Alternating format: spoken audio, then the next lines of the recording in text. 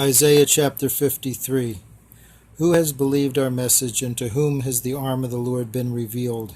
He grew up before him like a tender shoot, and like a root out of the dry ground. He had no beauty or majesty to attract us to him, nothing in his appearance that we should desire him. He was despised and rejected by men, a man of sorrows and familiar with suffering. Like one whom men hide their faces, he was despised, and we esteemed him not. Surely he took up our infirmities and carried our sorrows, yet we considered him stricken by God, smitten by him, and afflicted. But he was pierced for our transgressions, he was crushed for our iniquities. The punishment that brought us peace was upon him, and by his wounds we are healed. We, all like sheep, have gone astray.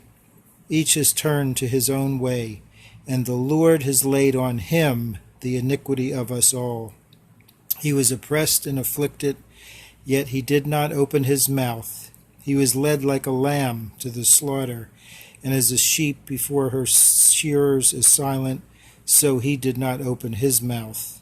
By oppression and judgment he was taken away. And who could speak of his descendants? For he was cut off from the land of the living. For the transgression of my people he was stricken. He was assigned a grave with the wicked, and with the rich in his death. Though he had done no violence, nor was any deceit in his mouth, yet it was the Lord's will to crush him and cause him to suffer.